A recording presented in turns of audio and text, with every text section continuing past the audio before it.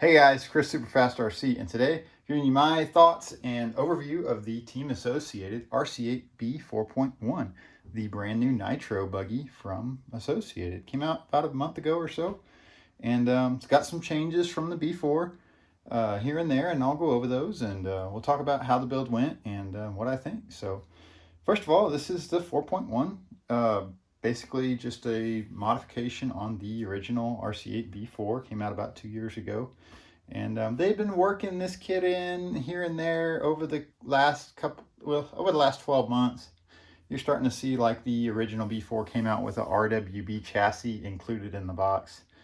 That's kind of already built into this kit. It gives you the option to run RWB or FWB, depending on what you want to do. So your grip levels and what have you. A couple other things. Kit comes with universals now. Different shock setup. Shock package is completely changed. Towers are different. And guys, let's just dive right into it. So this is my kit. I built it here up. We're going to be at the Oatsified series race next weekend, so I had to have the Nitro buggy ready to go. I've been running the 3.2, but you know, why not get with the Joneses and get the B4.1 and see how it shakedown goes with it. So yeah, it's ready to go, and we'll see you out there next weekend. Anyways, first off, let's go over the manual and see how it went with the manual. So if you built an Associated buggy, A-scale buggy over the last couple of years, you start with diffs. You really don't even need this. If you built a B4 or a 3.2, you pretty much know where everything goes. But there is some differences here. I want to note it. This kit is coming with the LTC gears. And I don't think that's happened since the B3.1. Everything's been HTC since the 3.1. So now we've got the LTCs back. It is instructing you to use shims. You can use shims. I use the shims. You don't have to, I don't think. But I think with the LTC, it might be better to use the shims just because of the way the gear is designed. It has like a little face to it. You want to ride on that shim. I don't know. I haven't heard anything on that from the pros yet on how they do that. So, yeah. So the it says the HTC center diff. Oh yeah, it's telling you about the center diff. So the center diff is actually HTC, and that's fine. You want that higher, that larger gear to handle the more torque biasing power of the engine front and rear. So that's handling, you know, a lot more torque. It's creating more heat.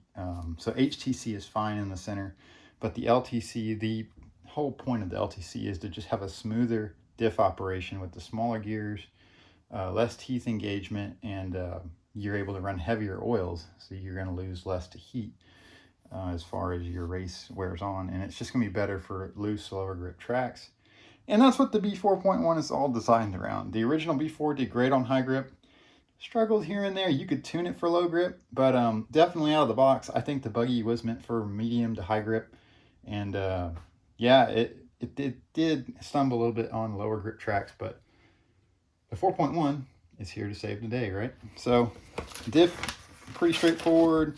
Shocks are a little different. We've got machine pistons now included with the kit, tapered in the rear, so be aware that the flat pistons go in the front, tapered go in the rear. The shocks are shorter. The front shocks are quite a bit shorter of the bodies, and their lower center of gravity design there. It's running white springs in the front, pink springs in the rear. So if you don't know, pink I think is the lowest V2 spring that Associated, the lightest, not lowest, but lightest spring that Associated offers. So yeah, and the white is one step down from the gray fronts. The chassis is a little different. There's a different angle to it. It's stiffer. It's using the Truggy gear cases for more strength. Your gears should last longer. Anything in here you need to touch over? Not really. I do want to say though, I like that they're doing this. If you read right here, so these pro tips here and there, racer tips, tune front fluid, 30 weight or 35, not 30, 40 weight, 35 in lower grip conditions. That's just going to give you more traction and let the suspension move a little more. Because the way this thing is working, the shock towers are lower and the shocks are laid down more and further out on the arms. So there's a more progressive rate. And yeah, just lowers the center of gravity and gets you definitely a different shock package, that's for sure. So I went ahead, ran 35 in the front and 30 in the rear, just because I know next weekend we'll be running. It's going to be really cold. So that's good. Anything else in the kit that's different that you need to look out for than the B4? Here, so we have a new rear arm. This is talking about the front arms. Front arms are different too. The lowers at least are different. I know that much. And there's a little bit different setup with the caster clips, but nothing we need to touch on really. Where's the rear? Rear. So we've got this different little setup here with the sway bars. If it shows you here, the way it works. So you've got a wide and a narrow, and the kit is wide, so more rigid rear bar, and then the ball in the narrow position is more soft, where you get more rear rotation. Let me show you what that's talking about. So right here, you see how there's a space there on that little, right there, there's a spacer kind of. That's all one piece, that's a ball. And you can flip that either way to get a wider purchase on the arm or a narrower purchase. Just changes your anti-roll bar there in the back up a little bit without having to change the bar out. Other than that, the hubs are a little different. I'll show you that. But if you built a associated kit in the last couple of years, manual is going to be pretty familiar to you, and a lot of parts do interchange, so that's good. Yeah, so that's the manual. It's good manual. Kit itself, how did the build go? Guys, the build went great. I didn't have any questions or no head scratchers in the manual, nothing. Everything went together really well, and I didn't expect anything less. I built a ton of these cars now, and yeah. So kit setup is front 15K, front diffs 15K, 10, 10. So heavier, usually, you know, in buggies usually run like 12 or 10, 7, 5. With the LTC gear diff, you want to run a heavier weight, so running 15, 10, and 10. Just kind of compensates for that smaller gear. Yeah, it's just a RC8B4.1, right? So let's take the body off. Just comes with the standard body. I'm waiting on my Rossby body to come back from the paint guy. Let's see here. Here's how I have my kit laid out. So we're running two Savox 2292s, throttle and steering. Got the whole kit decked out with J&T titanium turnbuckles everywhere we go. So that's really cool. Thanks to their support this season. We've got a J&T power switch, really cool. It's got a low voltage cutoff built in. Hold it. Comes on, you're good to go. And then your power will flash red if you have low voltage condition. So that's cool. OS 83. I don't need to say anything about that thing. That thing's fantastic. Yeah. So there is a couple of cool things on this kit that are different. The chassis is a little bit more machined and a little bit lighter than the last version. So make sure that doesn't spill out. If you see this right here, it's a cool little ad. That's a piece of fuel tubing that actually connects down to the fuel tank right there in the back, and it connects to this kind of fuel drain. I don't know if the 3.2 had that and I just didn't do it. Yeah, it did. My 3.2 has it as well. I just completely overlooked that step, I guess. So not new. New to me, I guess. Whatever. The center line of the drive shafts is pretty minimalized. It's almost straight up and down, front to back. There's not a lot of spacing over here. I'm going to pull my 3.2 out just so I can show you. There's a little bit more angle on the 3.2 drive line. You can tell it kind of steps further this way on those drive shafts right there. So than it does on the B4.1. That's kind of cool. Gets everything kind of center lined more. And you can see that right there. It's kind of pretty minimal angle there. Fuel tank, standard RC8. Got a fuel pull, works great. Pipe mount's good.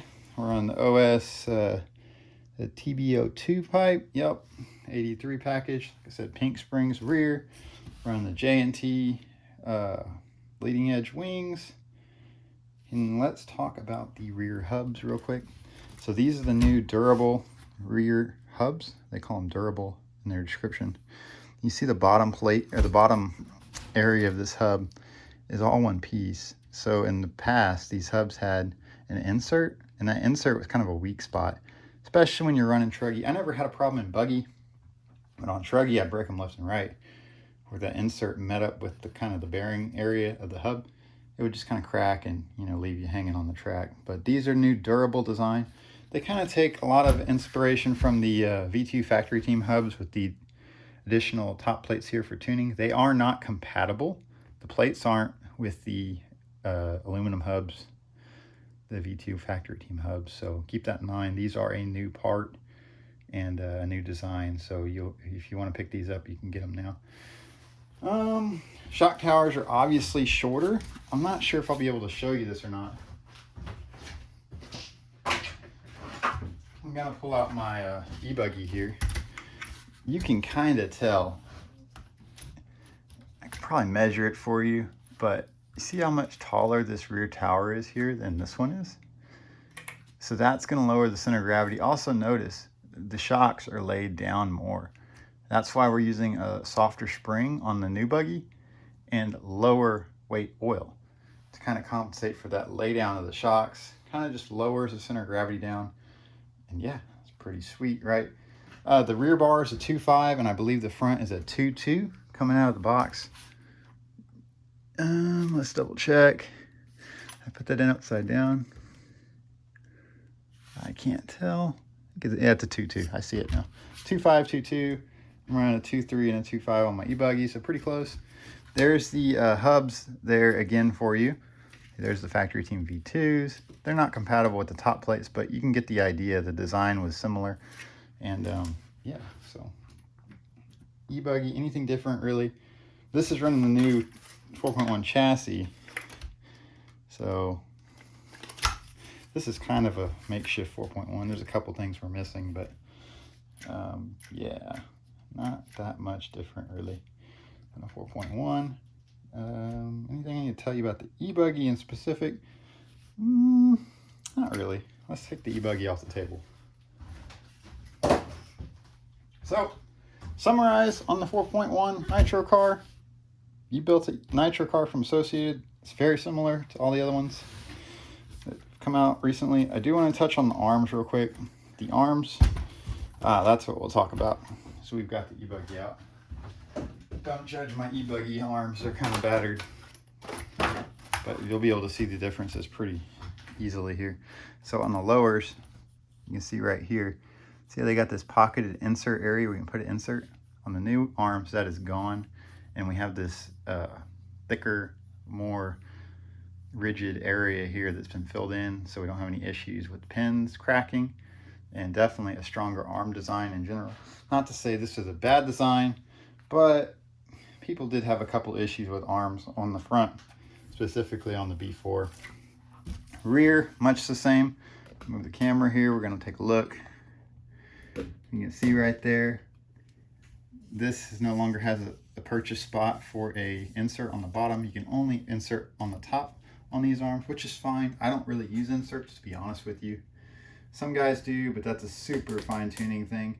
And if we go back to the B4, the original arms have that pocket right here, and it's just not as rigid of a design as far as the plastics. There's a lot more plastic in this arm. And what they did, they went with a softer material. And to my understanding, it has less glass fiber material in the arm itself. So the arm is not that much heavier given the extra material that they've added to the arm. So you're not losing a lot or gaining weight by having more material on the arms itself. That's really cool. Another way you can tell these are the new arms, it has a wider spot here for that ball we were talking about with the anti-roll bars earlier. So one more thing you can see on the rear that's different. On the B4.1, you have a third hole here. The outer hole has been added. And I'll pull out a 4.0 arm. So here's an original 4.0 arm. You can see we don't have that third hole there. So yeah, these arms are available in the new green material, which is the soft. And then they are also available in the blue dot, which is the medium. So once the temperatures go up, guys, if you want to stiffen it up, you could put stiffeners on the top. You could put plates on the top of the arms, or you can go with the medium arms and go with that go that route.